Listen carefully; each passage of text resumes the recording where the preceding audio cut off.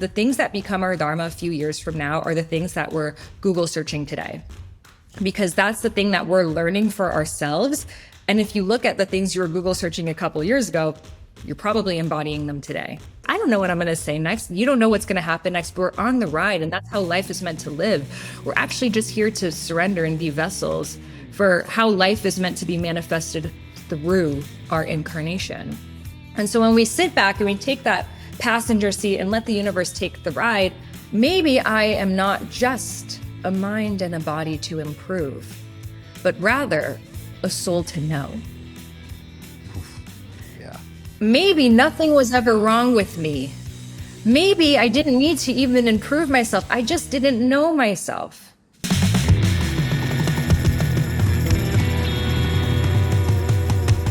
Welcome back to the Seano Show.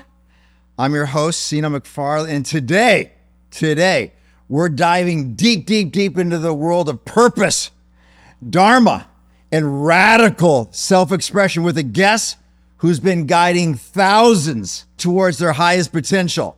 She's a best-selling author. She's an artist, the host of the Highest Self podcast, and a modern voice of ancient wisdom. You've seen her work endorsed by Deepak Chopra himself, and she's helped countless people discover their true life's calling. It's my honor to welcome the one and only Sahara Rose to the show. Thank you so much, Seano. I'm so excited to be here and with your audience today from Mama Bali. If anyone has been here, it's just such a beautiful place. So I'm bringing in the Bali frequency. Let's bring in the frequency, because you channel a high frequency. There's no doubt about it. So I have so many things to talk about with you. I mean, do we start with when you got the calling? Do we start with the health scare? Do you want to give us a little backstory? What are you feeling right now? Well, I feel all of our journeys, the only reason why any of us would go into healing is because we first needed it ourselves. So my journey began when I was in my early 20s. I first went on this health journey, which brought me to veganism and plant-based eating. And eventually I became a raw vegan. But over time after doing this, my health really started to deteriorate. And on top of that, I was having a really hard time with my family. I wasn't sure what my purpose was. I went through a really hard breakup, and all of this at the same time manifested as what we call dis-ease, when we're out of balance with our body. When I didn't get my period for over 2 years, and doctors told me I had gone through perimenopause when I was 21 years old. So I would never be able to have children, get osteoporosis very young, and have to be on hormone replacement therapy. They prescribed me antidepressants and said that this is just how you'll have to live. And just something deeper within me intuitively knew there had to be a greater cause for this imbalance, but I didn't know what it was. So I just became obsessed with healing, which brought me to Ayurveda, the sister science of yoga based on the mind-body connection. And I took a quiz, which is a dosha quiz. It's a mind-body type quiz. And once I understood mine, which was the air type, it was like learning everything about myself, my personality, air people, you're creative, big picture thinking, free flowing, you love to travel, you love to talk about philosophy, but in your body, you may have dry skin, dry hair, bloating, gas, constipation, low hormones. And for the first time, I felt understood, mind, body, and spirit under one umbrella. And so I just became obsessed with learning everything about it. I moved to India. I studied Ayurveda for 2 years, became an Ayurvedic practitioner, healed my body, regained my period, regained vitality. But most importantly, all of a sudden, all these ideas I had, I could take action on it. I had more of that fire, that energy to bring to life my vision. And that's when I decided I would write a book on Ayurveda, which I had never met an author before. I knew nothing about the process. So what are you, 23 at this point? I was 23 at this point and deciding I'm going to write this Ayurveda book. And my parents were like, you're crazy. You need to get a normal job. And I came here to Bali, actually. And it was my first time seeing people being spiritual life coaches and astrologers and, intuitives and these things. I had never seen anyone actually create careers doing this kind of thing. And it gave me that feedback to know that there is a path where you can merge together your highest form of joy with your highest form of service. And so I just became obsessed with trying to figure out what was my purpose. But now flash forward 11 years, and what I teach is that the obstacles that you've overcome with the things that you're excited about, the mediums that come through you, your archetypes, if we merge these all together, that is your Dharma, that is your soul's purpose. So just to give you a little bit of what happened next, took me 2 years to write that first book. I pitched it to all these publishers. I was rejected by all 30 of them. And they said the same thing my parents said. No one cares. You're not a doctor. You're not old enough. This is never going to happen. But I just knew that I went through these issues for a greater reason, and that this wasn't the end. It was just another door in to figure it out. And so eventually I submitted to get hired to write The Idiot's Guide to Ayurveda, which is part of the Idiot's Guide series. Wrote that book, put my all into it. And right before it got published, I was at a conference that Deepak Chopra happened to be at, walked up to him through a crowd, which is a whole story we can get into, and ended up sending him my book. And he became, a few days later, he read the book and was really blown away and asked me to be on faculty of Chopra. And so I share this and we can dissect any part of it, but how did I go from broke, health issues, overwhelmed, confused? My parents ended up disowning me, like really in the muck, to writing a book, Deepak Chopra writing the foreword of that book. And then eventually, writing several more and creating this beautiful career where I get to be myself full time. And the shift was, I really started to understand what my Dharma, what my purpose was. Ooh, I love it. So let's talk about this, because you exemplify this beautifully. 30 rejections, okay? The art of learning how to love the no's and not personalize the no, and the relentless spirit. Can you talk about your kind of commitment to that and what your energy is about with that? I feel sometimes the universe says no to what we feel is the shortest version to get somewhere because we're not ready. I can see now that version of the book I had written was not the version that was meant to go out into the world. That was the version for me to write, for me to prove to myself that I can write a book, for me to clear my thoughts and get succinct. And also part of why I was hired to then write Idiot's Guide to Ayurveda was I had written a book before. It wasn't published, but I had written it. So I could prove that I can bring something to completion. But then I needed to go through, my spiritual PhD program to go even deeper into it to write that. And when I say spiritual PhD, I mean source, God consciousness, whatever you want to call it, will sometimes bring us deeper obstacles to further embody our Dharma. Because we have, when I say Dharma, just think the word soul purpose, the big reason why you're here. And it's not what you do so much, but it's how you do it. It's your unique essence. It's your magic sauce. It's the way that you articulate, the way that you see the world, the way that thoughts, ideas, consciousness channels through the unique vessel that you are, which is irreplaceable. And when you are living your Dharma, you are plugged into universal source energy that is streaming through you. And so you are being guided in ways that you would have never been able to figure out on your own in your logical mind. And I feel like what happens is the world comes alive and you realize you're in this conversation with the universe and you're like, show me how to be of service. And it puts the right person in front of you. And you're like, what do I share about next? And the song lyrics tell you exactly what to do. And it's like everything comes alive and you realize, I'm like, was it always like this before? Or was I just not paying attention? And I feel when we're not paying attention, the universal signs get a little bit more quiet because they're like, okay, they're not listening when they're ready. And then sometimes life puts us in these dark nights of the soul, these on your knees moments, these obstacles where you have no choice but to come to your knees. And when you come to your knees, quiet enough to surrender and listen to the guidance that was always there to support you, but it needed to get you to that point for you to finally listen. And so you needed the breakdown specifically that your soul needed to break your heart wide open. And I find that different aspects of our Dharma will have different initiations. So my health issues became my health Dharma.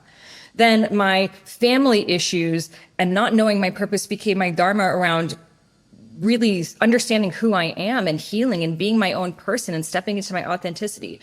flash forward 10 years from there, being cheated on in my marriage and going through a divorce.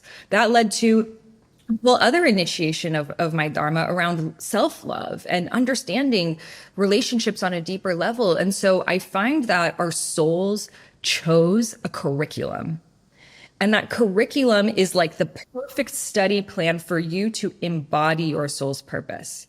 So you were born knowing your purpose. You've known since you were a child. If you get really quiet, you already know what it is. It's how we actually were. It's, like, I'm curious for you, Seano, like, what were you like as a kid? What were you interested in? I was like a little young Ferris Bueller. I was just curious and wonderment, and everything seemed possible. Yeah. And then it became dark. How does that manifest into your Dharma today? We're doing the show right now. We're doing the show. You and I are kind of in the same business. We get paid and help people crack hearts and let light in. And I love my job. And I like you. I put in 70 hours a week, and I could probably do 90. It is just endless. That's my spirit. That's what I'm here on the planet to do. Did you ever go through a journey of forgetting or losing yourself and forgetting that this is who you truly are? I've almost died. I've been shot at. I tapped out. Of course it has to get really dark. Really. It wasn't just like, hey, one day I've got this great place in Venice and I get to do a podcast with Sahara Rose. Isn't this just grand? No, you got to go through the divorce. You got to get through the betrayals. You got to go through the cheating. You got to go through being broke. You got to get to where the world's just so fucking loud, you don't know what to do. Do you feel now, looking back on it, that it all made sense to support your Dharma and how you express in the world today? Yes, absolutely. All part of the path. Mm-hmm.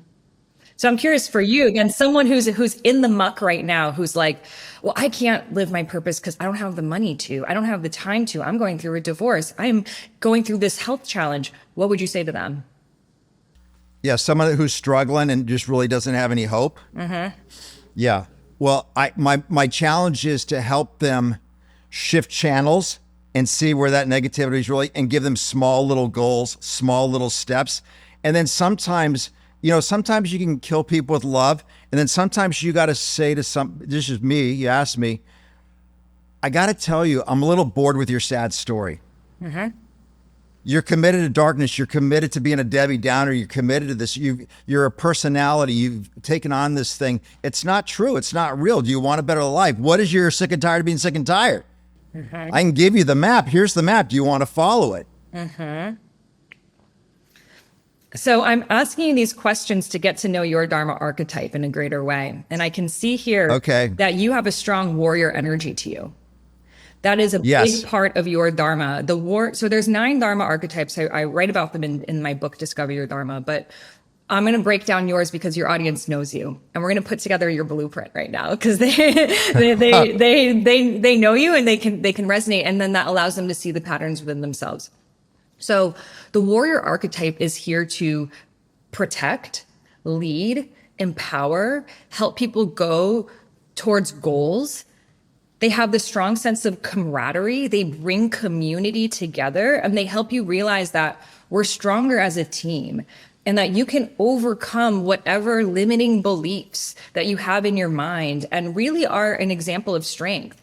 So Tony Robbins, similar to you, has that warrior energy that literally he has you walk on hot coals and shows you that you are beyond what you feel the threshold of your body is. And, when Tony Robbins comes on stage, and I imagine your energy is like that, he brings people up and gets them in their body and gets them moving and clapping. And all of a sudden you feel in this higher energetic state that when your body is in that vibration, you can't cognitively go into, I don't know, I'm too tired, I'm not good enough, because your body is fueling with life force energy. And that's what the warrior does. Warriors are also, I'm going to assume you are very athletic. You're into fitness. They're very attuned to their bodies. So a lot of people who go into like being personal trainers, et cetera, have that warrior energy. If you think about a personal trainer, they're helping you keep track of goals. Warriors are very analytical as well. if something is intangible, they have a hard time grasping it. They're like, okay, let's focus our energy towards this thing so we can make sure we get there. So they have a very strong masculine energy to them and can really create like systems around things that people want to do. So when they come into the group, everyone's like, we should do this. They're like, okay, here's point A to point B to point C. You chose that vessel, that avatar, to express as a warrior because that would be the archetype that would be the most supportive of your Dharma. Your soul chose that. Now, you also are a visionary. The visionary is here to inspire people. They're here to bring people to a higher level perspective. Their gift is their charisma. You chose to be born with the gift of communication, the gift of storytelling, the gift of being animated when you speak. Visionaries tend to be good-looking people as well. Barack Obama has this energy because whatever you think about politics, we can all agree he was an incredible speaker. He really caused people to rise up. And, Martin Luther King, I have a dream. What a concept. And so that's the gift of the visionary. It's through their words, through their channeling, they cause people to see things from a higher level perspective that they wouldn't have seen before. I feel you also have a teacher energy in you. And the teacher energy now can break things down. Like, okay, you want to talk about this? Let's break it down a little bit. Let me teach you how. So they're guides, they're here to impart knowledge. And teachers, the reason why I feel you have this is their souls will go through life to learn the lesson that they're meant to teach. So their life is like kind of a series of different, obstacle, overcome obstacle, teach the obstacle. Once I feel like I've taught it to the level that I need to, life presents me with the next one. They keep moving like that. And so when you're a teacher and then you go through your next obstacle, you start to kind of know, well, this isn't really just for me. I'm actually supposed to be put into this very real human experience, but with the consciousness that I have, so I can now reverse engineer it and help other people going through it. So it's this, I'm going through this and it's definitely me going through it, but I also kind of know I'm here to teach other people about it. So let me write down my notes of what I'm figuring out because I know I'm going to eventually be teaching other people. Have you ever felt that before? 1,000%. You nailed everything. Okay, great. Yeah, you nailed. Well, it's funny because Tony and I are brothers and we're in spiritual partnership. We work with people together and I just love that man dearly. So we're on the same team. I love that. And also if we bring in Ayurveda, it's the shape of the face. We can actually see someone's archetype through the shape of your face. You have a long face, strong jaw. These are all qualities of fire energy, which is what the warrior has. Now, so we're putting together your Dharma blueprint right now. So the Dharma blueprint is the blueprint of what to focus your energy on. So now we know your archetypes: warrior, visionary, teacher. Now the next is your medium. What are the mediums that come through you? So I'm curious for you, Seano, do you feel it's speaking? And if it's speaking, what kind of speaking? Is it writing? Is it one-on-one conversations? How do you feel you can communicate and come most alive? Great question. Yeah, you asked me it's speaking, Sahara, but it's also, I think my gift is my empathy and my ability to listen and make people feel trust. I hear them. They know they're being loved and cared for. And I ask them the questions that no one's asked them before. So I have the audacity to ask certain things. That's my gift, I think. So that's telling us that you also have a strong nurture energy to you. The nurturer is here, their gift is their empathy. They are able to ask people questions they've never been asked before and sit and hold space, and through creating safety in their body, help people go deeper into their truth. So as a nurturer, and for people listening to this, you are the person that people will gravitate to at a party and be like, this is what's really going on. And then after they're like, wow, I've never shared that with anyone. And I just met you. I don't know what just happened. Oh my God. They're attuning to the safety in your nervous system that they can actually feel this is a safe space for me to unload. Because sometimes when we're nurturers, we think everyone must do that to everyone, but it's not true. Not we don't go our deepest problems to every person at the party. Not at all. It's very rare for that to happen. But when you're a nurturer and that keeps happening, you kind of create this skewed view that just must be what life is, but it's not. It's just you.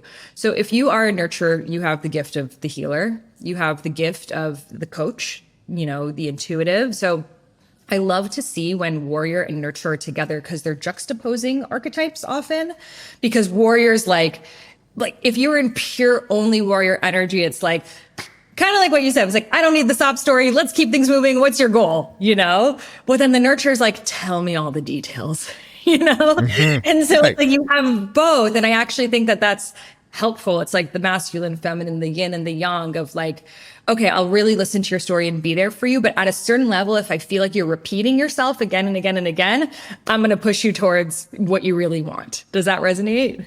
Well, I thought you're right on. You're right on. Yep. So yeah, I'm gonna Okay, wait. doing a What's little your bit. blueprint? What's your We'll go blueprint? through yours and then I'll tell you mine. Okay, all right. There's all the right. nurture asking me Great. questions, huh? Yeah, well, I know exactly. All right. So the next thing is obstacles you've overcome. So what are some big obstacles that you have overcome that you feel really inform your Dharma? Well, let's start with being kidnapped and used for child pornography and being tortured. That was a pretty good one. A life of being a drug smuggler. I got over that one.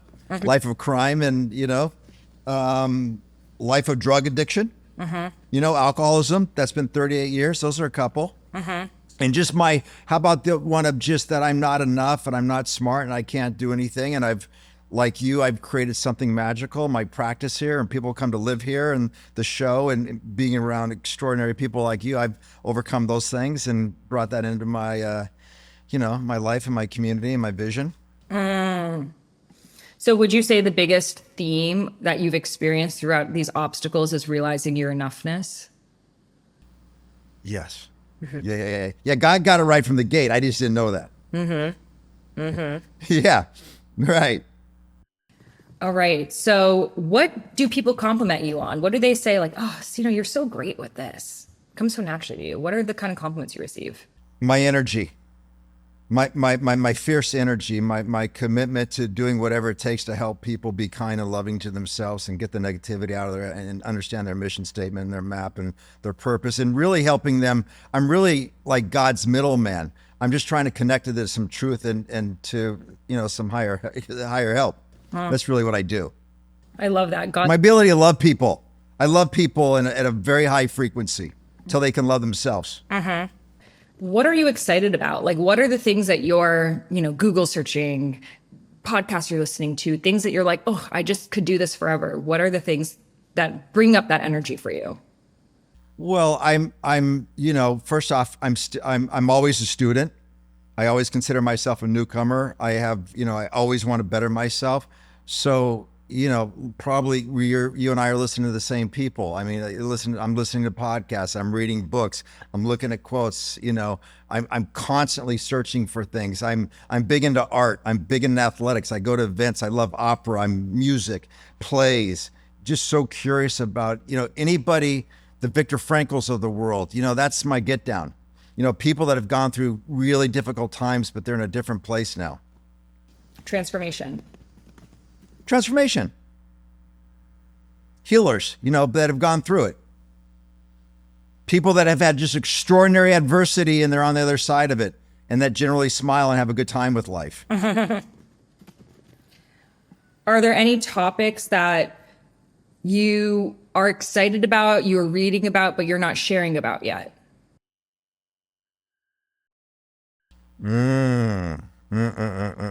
Ask me that question one more time. Are there any topics that you're personally studying for yourself, but you're not necessarily speaking about yet? Well, yeah, it's a good, yes. I'm studying and curious and talking to some great minds around the world about psychedelics helping people with severe addiction. People that have severe trauma, severe PTSD, how these things might be able to help them. Great. So we've just put together the map of your consciousness, the Dharma blueprint. So the Dharma blueprint has 5 categories. And when you put these 5 categories together, and I've been writing them down, and I'll send it to you after as well, people have insane experiences when they even just see it, because it's like seeing the blueprint of your soul written down and all these different pieces of the puzzle that you're like, oh yeah, I'm this and I'm also that, I'm also that, and like realizing that they're all interconnected. So for you, the first part is the Dharma archetype. You're the warrior, the visionary, the teacher, and the nurturer. So you're a combination of these different archetypes. You have the fire, you have the vision, but you also have that deep desire to pass it along to like one-to-one with people. You don't lose touch of like keeping your feet on the ground, because when you keep your feet on the ground and you connect one-on-one with people, it actually informs the greater message that you share. So it's like your soul knows that little like one-on-one conversation may give you a glimpse of understanding of what the collective is now going through, which is why everywhere you go, you want to talk to the person behind the cashier. You want to have a conversation with, that person going by, because it's like building your field of awareness. And now you're seeing patterns. And then those patterns you take as the visionary. And then as the visionary, you speak, but you bring that fire of like, hey, let's not just get caught in the message. Let's take it to action. And so that is really the combination of your Dharma archetypes. Now, the medium that comes through you is your connection with people. You are, like you said, God's middleman. You are here to be that like glue that brings things to the people. You're not, for example, some of the archetypes are researcher. They're here to like research and write books and be in academia, more of like, Joe Dispenza has some visionary, but it's very much researcher. Deepak Chopra, researcher, right? That's not what your archetype is. Your archetype is very much like for the people, connecting to the people, putting it in layman's terms. Now, obstacles you overcome, obviously some big ones you mentioned: kidnapping, drug smuggling, crime, addiction. But the theme is really overcoming the impossible. These are things that stop people in their tracks, and almost so extreme that your soul chose them to almost be like a pinnacle of, well, actually, I was able to overcome the impossible, right? Things that could cause people to take their life, things that we can't even fathom. And your soul almost chose the most extreme path of these obstacles. So then you can be the vessel of, yeah, we can overcome anything. This is just a little bit of what I've overcome. And it just stops people in their track of whatever their story is, because it's like, wow, if Seano was able to overcome a series of really big things, then maybe, my breakup or whatever the thing is that feels so big is in the grand scheme of life, not so big. And that's quite humbling. You almost, the comparison of you humbles people. And you've chosen that level of bigness. I imagine like the genie energy, right? Because then you're almost like, oh yeah, I also got kidnapped. It's like, what? But a playfulness in how you say it, because that's like integration. When someone's integrated, they can laugh and be in joy while talking about the hardest and darkest things. That's how we know we've really come to the other side of it. So the theme that you mentioned is not enoughness, not taking the story of, because I had addiction, I'm not enough. Because I experienced trauma, I'm not enough. And really helping people understand that no matter what happened to you in your past, you have everything that you need to fulfill your wildest dreams, and dreams that you haven't even dreamed of yet. Now, your power is your energy, your commitment to connecting with people, to, again, being God's middleman, connecting people to their truth. It's this relentlessness in you, this resilience in you, this ability to continue to pick yourself back up. And I'm curious what your human design is. Do you know your human design? No idea. I feel you're likely a generator, manifesting generator. We can look it up later. It's a system that tells us how energy moves in your body, but you definitely have a strong like root and sacral energy. And that's why it's like life flicks you off the edge, and you just like soar back up with the new superpower. And that's what you're here to do, and help people find within themselves. And now your excitement helps us see where your soul is heading. So you're heading into deeper levels of helping people overcome adversity and transform their lives. And there's obviously a curiosity of psychedelics. So this gives us the map, because the things that become our Dharma a few years from now are the things that we're Google searching today, because that's the thing that we're learning for ourselves. And if you look at the things you were Google searching a couple of years ago, you're probably embodying them today, right? So we can see where your soul is heading and what the curiosity is, and you fully learning it for yourself, you creating that roadmap for yourself, and then you testing your theory on, the people around you, the people in your community, and then that creating the next movement and medium and expression. So if we bring these all together, we can see that you are a deeply kind and connected person who has overcome relentless obstacles, yet through your energy and through your commitment to God have really become a avatar to show people that they can overcome the toughest adversities and do it with joy and empathy. Amen. Amen. Okay, that was beautiful. Look at that. That was wow. That was a real. Thank you for that. I mean, that was really something. So, is that your coaching technique when your clients come in? Is this the process you go through? Talk about your process. I mean, you kind of did it with me, but wait, let me back up a little bit. After the book's out, so how old are you now after the book is out? The first book came out when I was 26, and then I've written 4 books since then. Now I'm 34. Yes. Yes. Yeah. And what did you do work-wise? How did you, from the book, how did you move into your coaching, can you walk us through that journey and your process? Sure. So I was a health coach when I started and moved into coaching my Ayurveda. So I was one-on-one coaching for 7 years. And I feel that one-on-one coaching is really the best way for those of us who are interested in this type of thing to really get our feet dirty, to understand people. Similarly to you, I gained my concepts through having conversations with people. So through working with so many people, I started to notice the patterns. Through noticing the patterns, I started to group coach. From group coaching, I created an online course. Through online course, I started my podcast. Through starting my podcast, I eventually started a membership community. Through starting the membership community, eventually I created my coaching methodology. So this method that you saw, the Dharma Blueprint, it's one of the many methods that we have. And the way they came to be was when I was writing my book, Discover Your Dharma, which was me really trying to understand how did I go from, again, broke, confused, overwhelmed, disowned to living my purpose, Deepak Chopra, entirely shifted timeline. And so I started to be like, what was I Google searching? What was I thinking about? What archetypes were coming through me, and started to really channel these different systems that are tried and true. And now I know through doing them with thousands of people, they really work with anyone. I was even, dared to have a sign on the streets of Boston of, I will help you find your life purpose in 3 hours. And just with a random person from the street, use the method on them. She ended up creating a photo gallery about helping women overcome postpartum depression. So it's oh, I love that. We already know what our purpose is. It's just sometimes we need a map. We need someone to even just hold the space, because most of us, we've never thought about our purpose for maybe more than a fleeting thought, or the guidance counselor in high school that's like, oh, you like to talk? Maybe be a lawyer. It's I don't think that this is what lawyers do, But it allowed me to then create these tried and true systems that became Dharma Coaching Institute. And now the Dharma Coaching Institute is one of 4 certifications I have in my school, Highest Self Institute.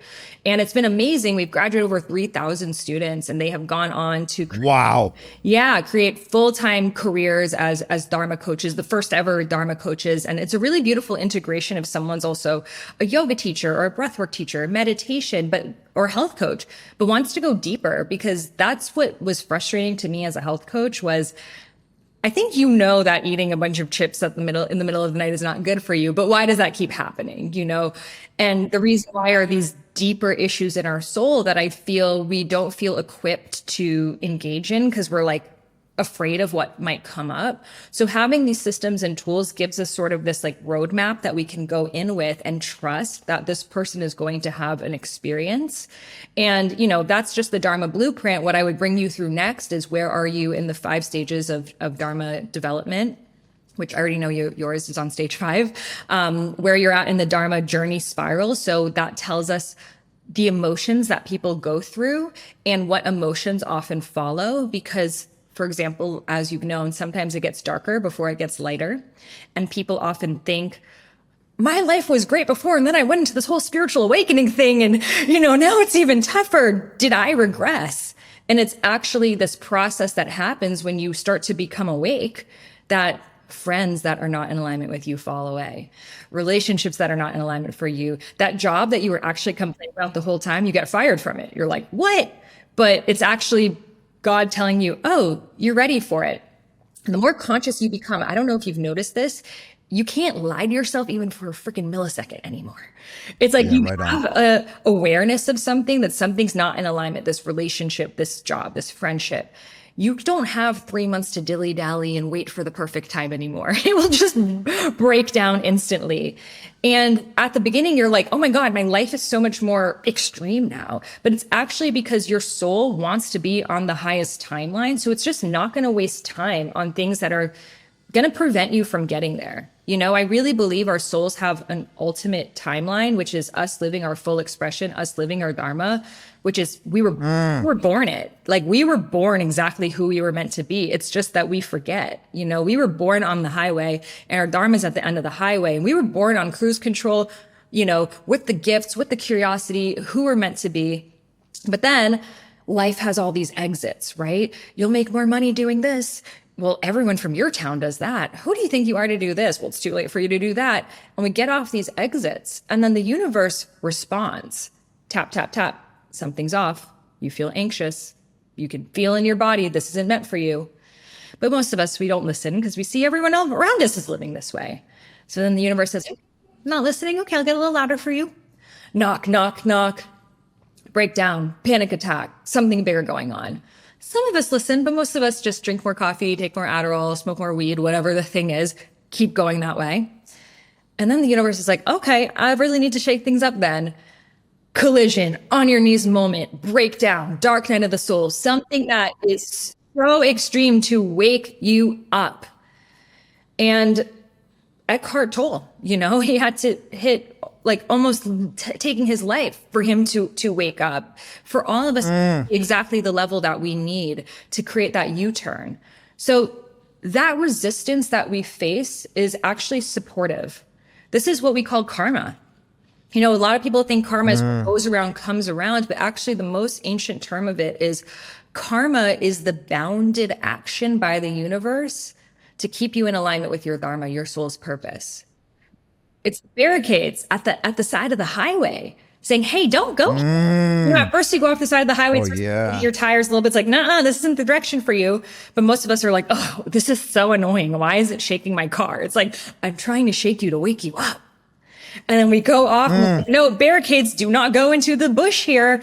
We still go off. It's like, okay, you're going to need to free fall for a little bit, but I'm going to make sure you're okay.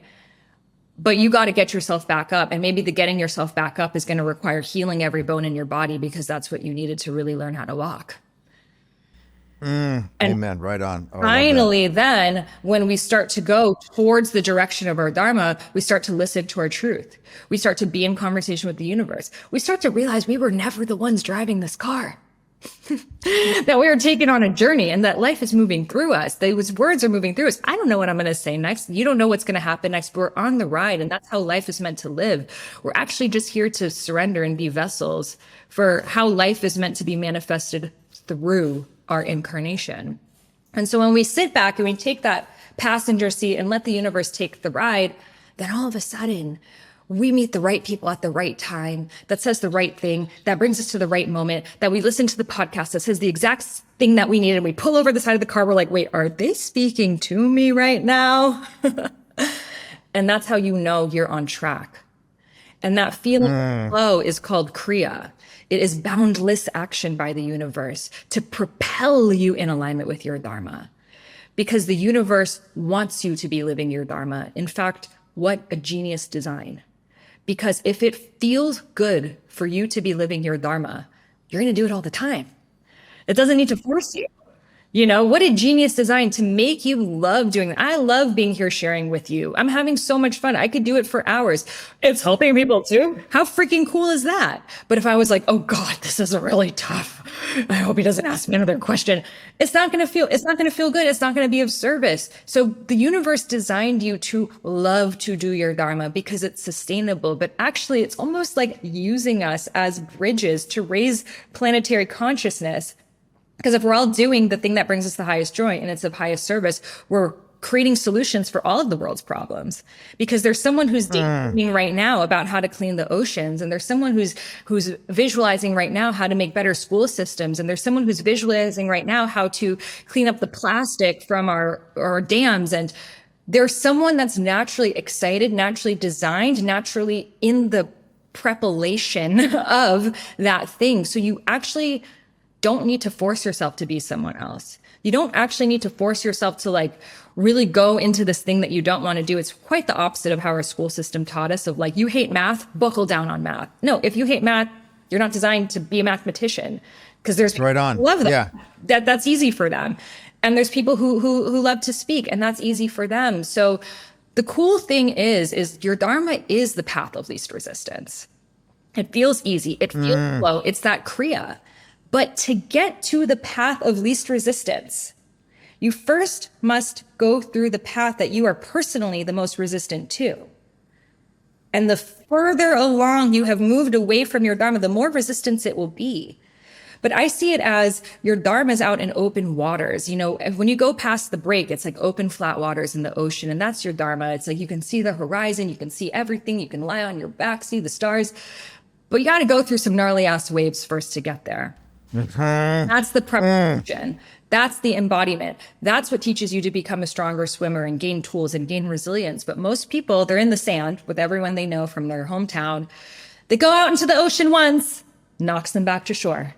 They tried twice, knocks them back to shore. They say, you know what? I don't even think these open waters exist. I don't think there's a path of least resistance. I think it's just for special people like Seano, like Sahara, like Michael Beckwith, the special ones that, I don't know, they were born with this thing that I wasn't.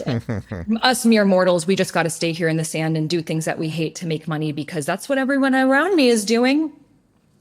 But if they just kept going into the waves and realized the waves were their training protocol, and even when they're knocked back, it's like, okay, how do I get a surfboard? Oh, how do I learn to hold my breath? Oh, how do I learn how to duck and maneuver? How do I become stronger at the flow of life? And then before they know it, they find themselves out in these open waters. And they're like, oh, this is the path of least resistance that people were talking about. Now I get it. I can see everything. Life is meant to feel good every single day. You know, you were texting me, you're like, I'm seeing dolphins right now. I'm like, I'm seeing monkeys right now. Life can be this way. But to get to the path of least resistance, you first must follow the path that you are personally the most resistant to. Okay. Wow. Okay. When you started the book and starting your practice, what was the biggest obstacle you were up to? What was the loudest voice in your head back then? Oh, what did you have to really? Yeah. I would say no one cares was a big one. No one's going to read this book and you're not going to make money doing this. And once the book comes out, and I was ready, like I was studying for a real estate exam. Like, okay, once this book comes out, I'll probably just have to like go become a real estate agent because maybe this is like my passion thing that I do. And I, you know, check that off. I wrote a book, guys, and now I'm here to sell Santa Monica Boulevard. It's a great kitchen here. I think you'll love. There's a school district here. Your kids will love. How old is he, Tim? Oh, yeah. I could never see.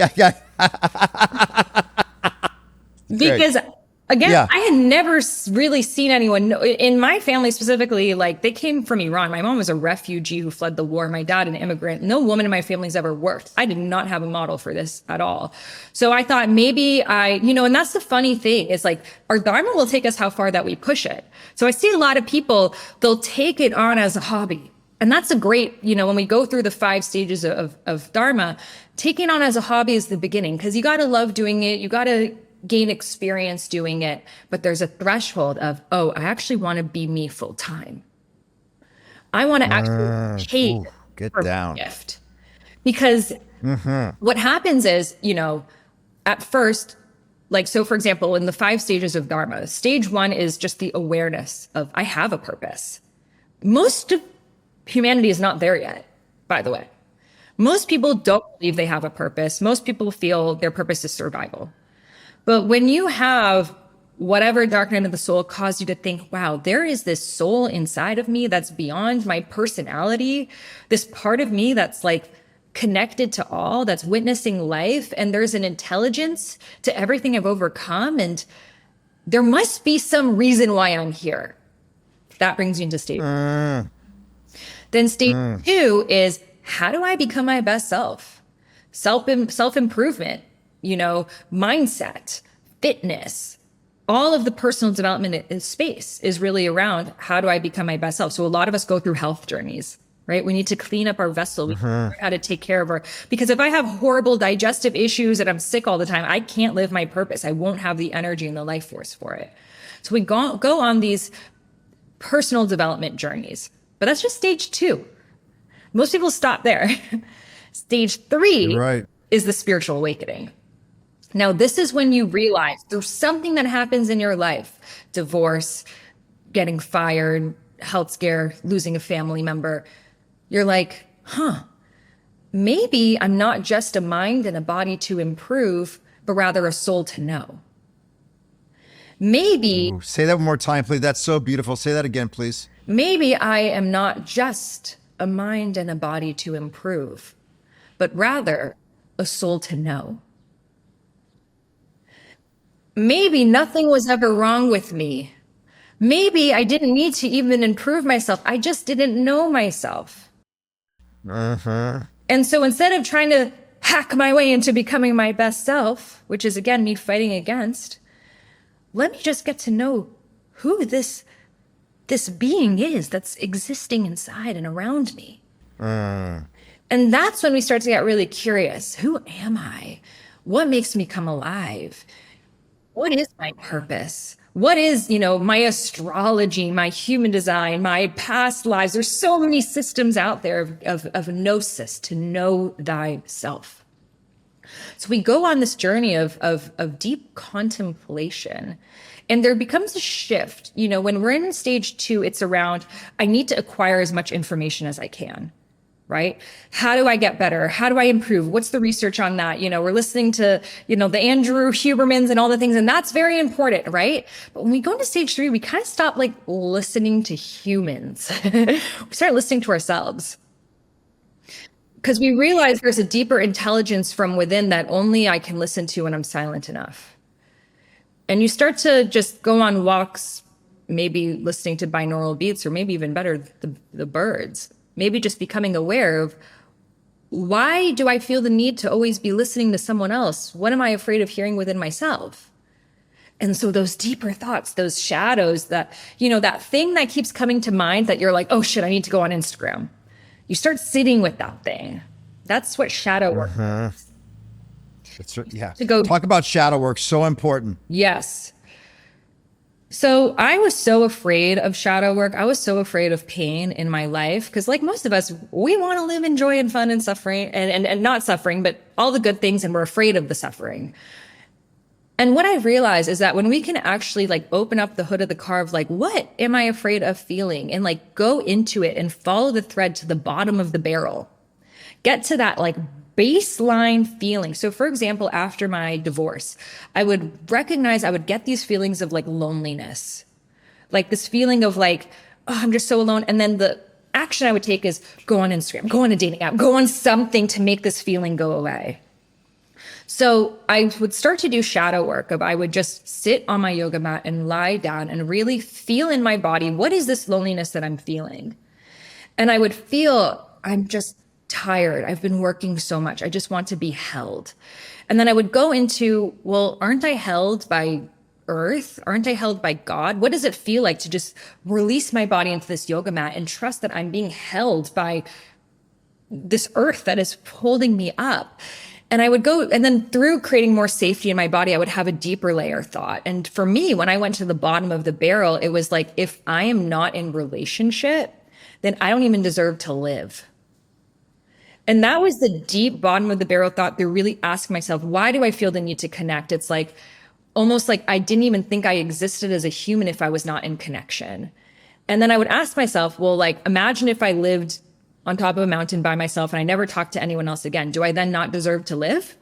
I'm well, of course I would deserve to live. But then why am I acting in this way? And it was because ancestrally, all of the women in my family had literally sacrificed their lives for men. That it actually was, if you were not married, you couldn't live.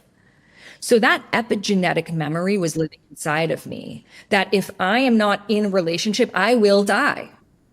And so that was creating that top of the iceberg feeling of I'm lonely, but it wasn't actually loneliness. The shadow of it was, I need to be in relationship to survive. And when you do shadow work, it's almost always comes back to survival. It's almost always, if I don't do this thing or I do this thing, I will die. And again, only when we get to the bottom of it through asking ourselves, why? Why do I feel this way? Why do I feel this way? That we realize that we're living our lives based on false beliefs, false narratives that on a deep level, we believe are true and then are making all these decisions in our lives and feeling this way. But it's never the surface level thing. It's always the bottom. So the shadows have taught me so much. They've gifted me everything. When we can really feel the depth of our pain, we're no longer afraid of it. And then we're no longer making decisions in our lives to run from pain, which is how most of the world is operating. We're like little ants. Oh God, there's something scary over here. Let me move away. Oh God, there's something scary. But when we can integrate, that serpentine energy, like why are we so afraid of the snake in the collective, right? The snake is the shadow. The snake is the underworld. And when you're aware of the shadow, it doesn't make it go away. Me not paying attention, me going, la, la, la, shadows don't exist, it doesn't make it go away. Now it's just behind me and I can't see it. And that's going to put me in that. Right. But when I start to look at that snake in the eye and I say, I'm not afraid of you, I see that you're just a call for love. I see that you're just a part of me. And then I learn to dance with the snake and I learn to become one with the snake. And then I start to shed my skin like the snake. And then there's this beautiful integration that happens. There's a certain way that people who have done shadow work walk through the world. It's almost like we recognize each other of this fearlessness, but this liberation. There's such a liberation that happens when you are genuinely not afraid to go to any corner of your consciousness. Because we all have little parts of our consciousness that are like, oh, don't go there. Oh, don't bring up the ex. Oh, don't bring up the relationship with the dad, because if I go there, I'm going to lose myself. So I'm afraid of doing shadow work. And I know I felt this way of like, if I really felt the pain I'm feeling in my heart, I might cry for the rest of my life and never find my way to the other side of this. So let's not touch it. But if we don't touch it, it's like a trash bag that's sitting on the corner of our kitchen and it just starts to rot and ferment. And it's like, I'm going to smell so bad and seep into every area of your life until you take me out. And so you sometimes got to sift through it. And then when you start to look at it, you're like, this was just my desire to feel loved. And this was just this person's pain that was passed on to them through someone else that they didn't know how else to be. And you start to have such compassion. And, I remember after my ex-husband told me about his ongoing infidelity, he actually confessed it to me through sitting with plant medicine. And I was beyond shocked, but this deeper energy of Kuan Yin came through me. And Kuan Yin is the goddess of compassion. And of course, like on a logical level, I had every right to be angry. But my higher self knew, wow, you are witnessing someone speak their truth for the first time. And what a blessing, what a miracle that is to witness the deepest shadow that someone has been holding on to, a pattern he has been holding on to since his childhood as a way of coping with his trauma that he never felt even safe enough to tell me about that. What a miracle that in this moment, this shadow was able to come to life. And yes, the human part of me was wronged. But the highest self part of me knew our souls chose to do this dance together. Because it was only through that passing the torch of liberation that I was able to ask myself, well, if this is my mirror and I was a match, what are the shadows within me that I'm not looking at? Caused my greatest awakening yet. So I share this because, of course, I'm not saying force yourself to go into pain, but life is a ceremony. And life will show us. And it's that very reason why you think I can't live the life I want because of, that's the path. That's the way forward. Boom. Wow. Okay. Holy cow. That's so beautiful. Thank you for that. Sorry. Let's talk about emancipation from other people's approval. Tell me your thoughts on that. We are all basing our approval based on what we have been made to believe will keep us safe. So in our parents' time, they grew up in a time there was no internet. So what they rightfully have believe to make them safe is get a stable job, make sure you get pension, get the corner office, climb the corporate ladder, don't stand out, and stay consistent for as long as possible with the same thing, because that's going to lead to eternal safety. So of course, their advice is going to come from their scope of knowledge. And so what they approve of or disapprove of is going to be based on the actions they have taken in their own lives. Some people have the awareness of, wow, I could have played a little bit bigger, or wow, the world has shifted. But most people still today, I feel, don't want to feel like they could have done something differently. So they would rather think or pretend to think that they've done it right and this is the way and I know the way. And that's the thing. Age doesn't necessarily always mean wisdom, because the world is changing so much that they may have wisdom in certain areas of their life. But when it comes to other things like, how could we have known even 15 years ago about podcasting? It didn't even exist. So of course, when we're saying, I'm going to start a podcast and have deep conversations about spirituality and transformation and inner alchemy, people are going to be like, what are you smoking? You're delusional. You're crazy. So of course, they're going to disapprove of something that they don't understand. And on a deeper level, when I really sat with this and with the medicine, I realized that we're all like little children going through life, trying to get that pat on the head from the parent, from the person. You're doing it right. You're doing a good job. This is how things should be. And we're all going through life. Am I doing it right? Is this right? Is that right? Guess what, guys? No one knows. Seano doesn't know. I don't know. We don't freaking know. We don't know what we're doing right now, by the way. And when we realized this, I started to realize the most toxic word that I was telling myself every single day. Do you know what that word was? Can you guess? Oh boy, I don't know. What is it?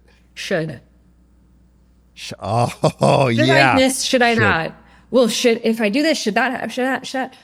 When I was sitting with ayahuasca, I had so many questions, but should that? And every time I said the word should, I would start to vomit. There was no other time in the ceremony I would want to vomit until the word should would come into my mind. And the medicine said, do you see what this word is doing to you? It's making you sick. And I realized that I was living my entire life thinking that there is a right or a wrong path.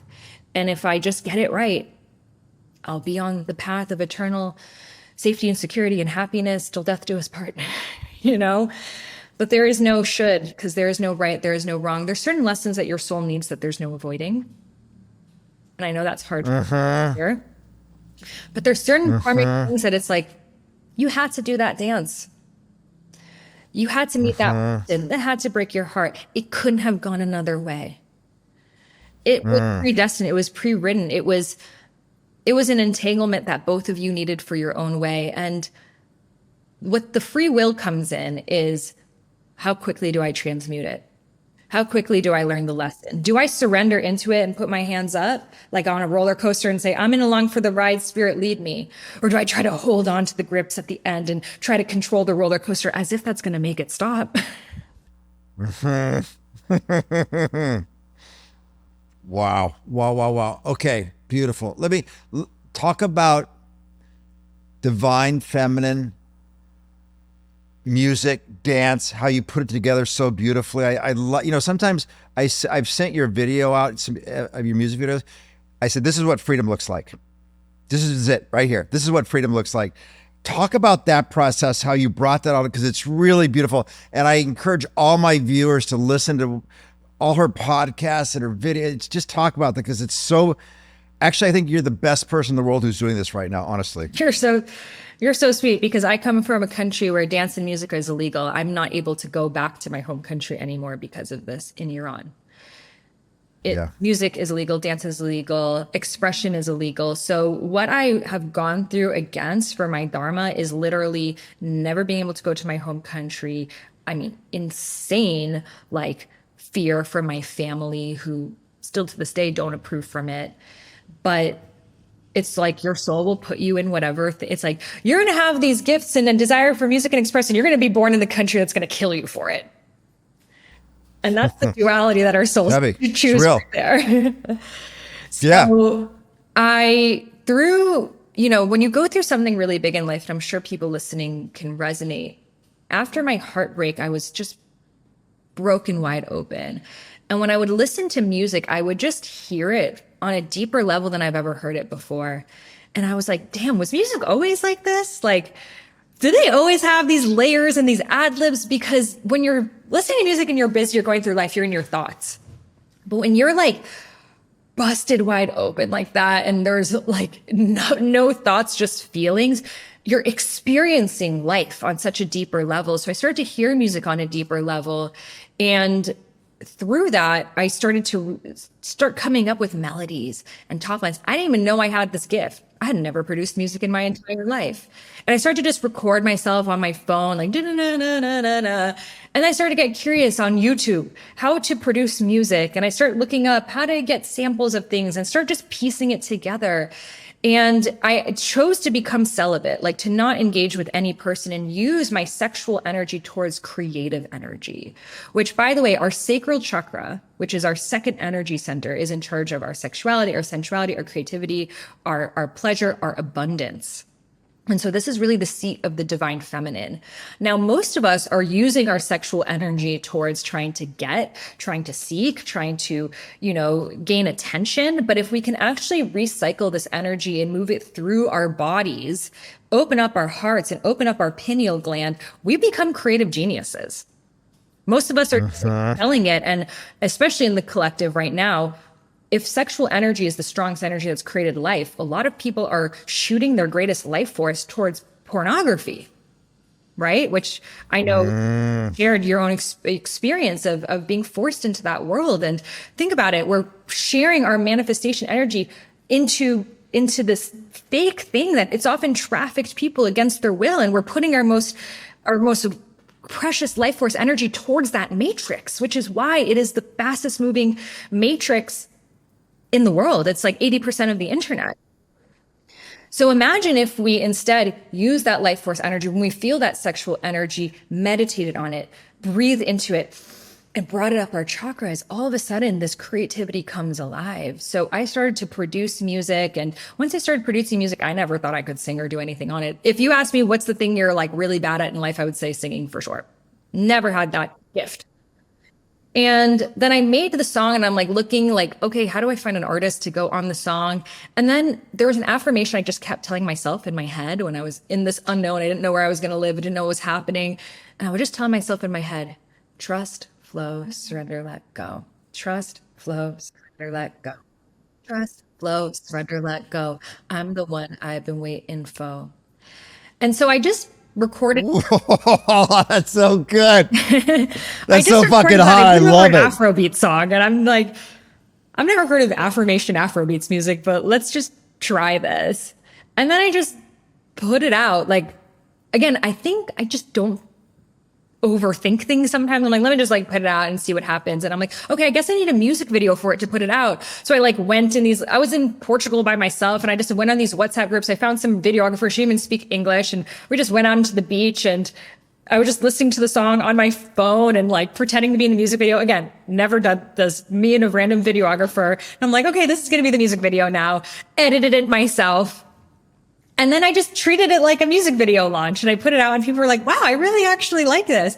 And then I'm like, wow, people like it. Let me make another one. And then let me make another one. And then I started to just take these things that I would say to myself, like, because I also believe that dance is the most healing energy, when it's actually a really interesting story that you might like, but after the Rwandan genocide in the early 90s, the US government sent the top psychiatrists to work with the victims of the genocide. And after a couple of days, the village kicked them out. And the government was like, hey, why did you kick out these top psychiatrists we sent to help you overcome this? And they're like, no, sir, I think you sent the wrong people. And they're like, why so? And they're like, because in Rwanda, the way that we heal is we dance and we sing and we hold hands and we drum and we go under the stars and the sun. We don't sit alone in a dark room and keep talking about what happened. That will make us sick. So please send your people home. And it just shows This Western model of we think healing through trauma is just to keep analyzing it again and again and again. And look, there's a time and space for that. But at a certain point, you just need to be like, you know what? I'll never understand fully why that person did what they did. Because if I did, I would be like them. And I can have compassion for them. But I actually don't want to deeply understand, because then I will be going into that kind of consciousness. And it's not even about why they did what they did, but it's about how is this a springboard for me now to become the version of me I could have never been without this. And through using the healing and ancient ancestral gifts of music, dance, ritual, poetry, which is how our ancestors have healed through millennia, we raise our vibration. We're able to heal from a higher level perspective through me creating that music. I'm so grateful it helped other people. It was mostly for me, because when I would be crying in despair, wondering how my beloved husband could have been lying to me the entire time and in just such a dark place, and then I would like listen to the song that I made, I would be like, wow, I'm a bad bitch. I made that. Yes. I made that. Straight up. I don't care what he thinks. I love myself. And it would give me a little bit of confidence, a little bit more and a little bit more. And to do things that we're proud of is how we gain confidence. And so music, dance, healing, living our Dharma, this is how our souls were meant to express. And honestly, if you're in it right now, it's like, forget about how people are going to receive it. It's like, what do you really need right now? Like, make a song for you to just listen to. Write a poem for you to just read. And what I find happens is the right souls who need it too will find you. Amen. Right on. 100%. Yeah. Well, you'll appreciate this, art, because I've actually blessed to work with genocide survivors in Rwanda and children's soldiers in northern Uganda. And when I was asked to go work with them, I was asking what was happening, and what you mentioned. And what really worked is when we danced with James Brown music. I feel good. That's what worked more than anything. Throwing the frisbee, throwing the football, not this bullshit trying to convert them to Christianity or anything else. It was music, because that's the get down. It was music and seeing my goofy ass dance. That's what put their smiles on, because they saw the vulnerability and they knew I was real. So I love you for that. Wow. Okay. What, I'm assuming in your practice and all the thousands of people that pass through, a lot of addiction. Do you see a lot of addiction? Okay. And tell me about some of your techniques that you've helped people overcome their addiction, get out of bad relationships, in that horrible dance. Fascinated with what you're doing out there. There's a method in my embodiment certification called Triple E. So the Triple E method stands for emote, embody, and express. So the first is to feel that thing, feel the feeling. So for a lot of us, especially when we're going through a trauma, it's like when you first wake up, it's that feeling of like, oh shit, this is my reality. And it hits you almost like in 50 First Dates when you like rewatch the movie of your life and you're like, oh my God, I can't believe this is my life right now. And so for a lot of people, it's like first thing in the morning, whenever you're starting to feel that emotion, to let yourself feel it. Cry, punch a pillow, scream into the pillow, shake, whatever the thing is, we can't bypass that feeling because it will just start to manifest and find its way somewhere else.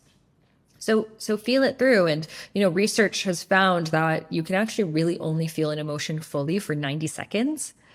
So most of us spend a lifetime trying to not feel a feeling. My dad was very angry growing up, and anything would trigger his anger because he never actually felt his anger. So the angriest are the ones who never actually felt their anger. That's and right. They become like that teapot that like any opportunity to feel a little bit of that anger, like any little bit of steam that can come out, they're like, there's opportunity there. Let me feel a little bit of it. Opportunity there. But if he actually fully like did a rage ritual and like let his inner child scream and emote, I think he's probably an overachiever. He'd have more than 90 seconds. Some of us can go a little bit more, but to really let yourself feel that anger in a safe container where it's not directed at anyone, but it's just a raw emotion that wants to be passed through. Because especially when it comes to anger, we're very afraid of this emotion because of the way that it can affect other people. But there is a righteous anger and a sacred anger. And that's that, like letting yourself feel that anger, but without blaming anyone else for it, making anyone else be the bystander of it. So men tend to default more towards anger. Women tend to default more towards sadness. Women tend to have a hard time feeling our anger because of the way that society has made us kind of like put away the angry woman. Like if you're an angry woman, no one wants to be around you. You're a bitch, you're the witch. You're discarded in our society. So from the time we were young, we kind of learned there's no space for my anger here. Whereas men, it was more accepted. They could channel into sports. Yeah, use that anger. They could fight. It was why sadness was not so accepted for them. So for women, we often, instead of feeling anger, we break down and default into sadness. So a practice is to actually like try to feel your anger and not just crumble down. Try to really like hold that vibration more. So a practice that I actually did that was very helpful was there was a man who just embodied the masculine. And I was to say any anger I've ever felt towards any man in my entire life towards him. And he just listened and held that space without reacting. And at first it was like, I understand that you have gone through collective pain. And, I'm coming with my compassion. He's like, no, feel the anger. And it was so hard for me to do because again, as women, we just naturally become so nurturing and empathetic and understanding. So to really go into that rage. And then he actually had me like push him as hard as I could. And he would push back. And I would have to push him more until I could really feel like almost like a NFL player, that like rage that needed to come through me from a lifetime of never feeling it. So that was a very powerful practice of the emote. For men, it's that sadness, it's that feminine that they have repressed. From the time you're a kid. Oh, don't cry. Don't be a little bitch. Are you a girl? Pick yourself back up. So to let yourself crumble, to let yourself feel it all. And, I find for men going often to coaches that are women, because sometimes with other men, they still feel this feeling of that. Need to keep up the facade. And men's coaches are really great for like direction and counsel. But sometimes going to someone with that like motherly nurturing energy because what happens is sometimes men don't do it and then they bring it to their partner. And then the partner doesn't know what to do with it. And it can be almost like a bit depolarizing in a relationship because then the partner can take the mother role, which is not what your partner is for. So men need female healers as well to bring that energy, that safe, nurturing female energy. But I find most men, they don't seek help, right? And then when they finally do, they bring everything to their partner and then the partner doesn't know what to do with it. And then that triggers her unsafety and then creates this. And then the men are like, see, this is why I was never vulnerable with you. And then creates that further fulfillment of that. So we all need counseling. It's often the integration of that thing that we have a hard time with. So embody. Now, embody is using your body to feel what it is you want to experience. So if I want to feel deeply held, can I play a song like an African drum song and feel myself deeply held by earth? If I want to feel loved, can I play a love song but sing it to myself and touch my body and face the way that I wish a lover would touch me? If I want to feel joy, can I play a song that makes me feel so joyful and jump around my room? And at first it feels like a stretch. You're like, I don't feel like this at all. But the mind will follow what the body does. And I guarantee you by the end of the song, you will feel more that way.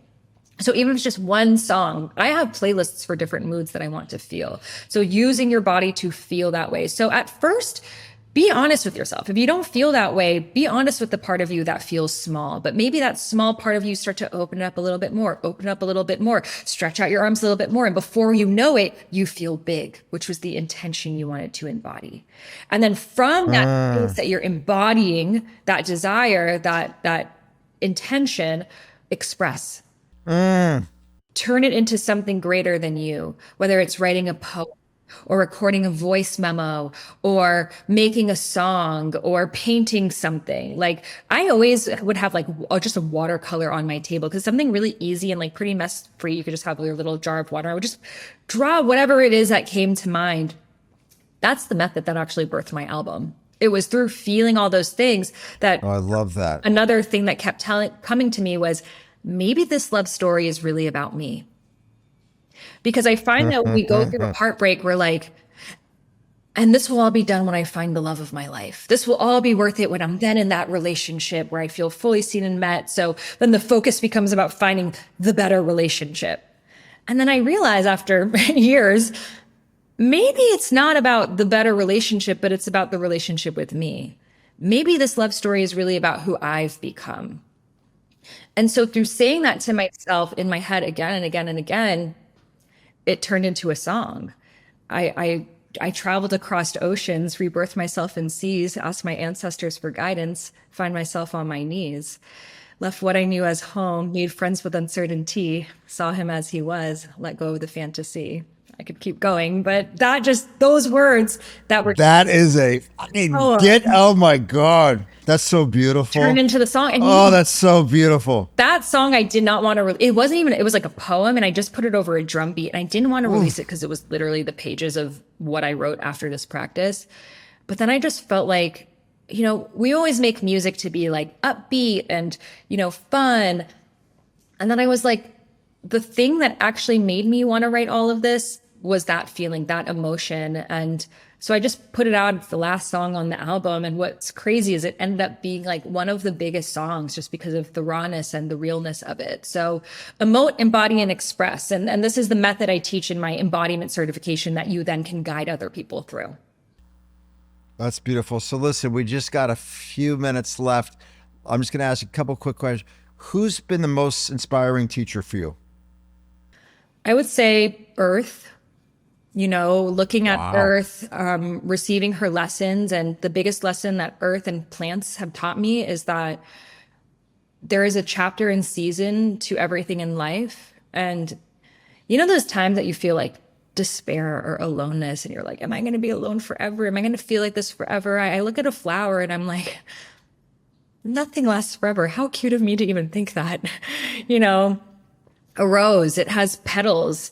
And the beauty of a rose, like we can't get to the bottom. Sometimes we're just trying to get to the bottom of things. If I just know the answer, if I just find my purpose, if I just get the relationship, it's like tearing apart a rose to get to the bottom of it. But what makes the rose so beautiful is that petal by petal by petal by petal, it creates this beautiful sacred geometry. And it will unpetal, the lessons will unravel to you in perfect divine presence. Another thing that came to me, which I'm going to make into a song, is trust the path, let it all unfold. Just release the control. Trust the path, let it all unfold. Just release the control. And when I look at nature and I realize that like everything has its moment, everything has its cycle, everything has its stage. How could I ever think anything could last for forever when I too am a part of this? That has been the greatest, humbling and universal. And then you think back on times of your life that you're like, wow, that was like, I lived in that home and I had these friends, I had this partner, and that was my life. That's what I knew life to be. And now none of that exists. And then you're like, so true. I wonder what other entirely new realities that I could not even dream of yet are gonna exist. And then you realize everything is a moment, everything is a chapter. And one day you're going to be romanticizing the chapter that you're in. You're going to be like, oh God, those broke days when I was so free. It was so amazing, Or you're just in that part of your memoir. Yeah, right on. Okay. Knowing that everything will pass. Final thoughts to everybody. What's dropping in for you? Just to really be humbled, I would say, by nature. I was in Dubai for a couple months before this. And of course, there's the beauty that humans can construct. We can make beautiful hotels and restaurants and skyscrapers and so many things. But the intelligence that Earth creates is unlike anything else. And I really feel we would find, I can't even say the solution because there's no solution. We would not even have those problems. We would not even perceive them as problems if we all spent more time in nature. Well, special love to the Rev, Michael Beckwith from the Gapi. He brought us together. I'm so grateful you went up to Deepak and said, yo, brother, check me out, because that's why you're here. You cracked my heart today. You really did. You're a really special human being, and you taught me a lot today, and you made me a better man. And I just want to say thank you for that, and thank you to all our listeners, because you are something else. You're a real force and a kind soul. And I just want to say thank you, and really grateful you made time for us today. Thank you. Oh, well, thank you so much for having me and allowing me to share part of my story. And for those of you listening, please share with me on social media if you listen to this, your takeaways. I'm always so curious to see the intelligence of life and how life puts like the exact people that need to hear the message and like what message it was. And I'm like, wow, we're really like vessels for this information. So send me an Instagram. I am Sahara Rose, and my website, IamSaharaRose.com. My school is called Highest Self Institute. If you'd like to get certified as a spiritual life coach, a Dharma soul purpose coach, or an embodiment coach as well. So you could find that at highestselfinstitute.com. How about that? All right. Godspeed. Godspeed. The Seano Show is a production of iHeart Podcasts, hosted by me, Seano McFarland, produced by Pod People and 28th Ave. Our lead producer is Keith Kornelek. Our executive producer is Lindsay Hoffman. Marketing lead is Ashley Weaver. Thank you so much for listening. We'll see you next week.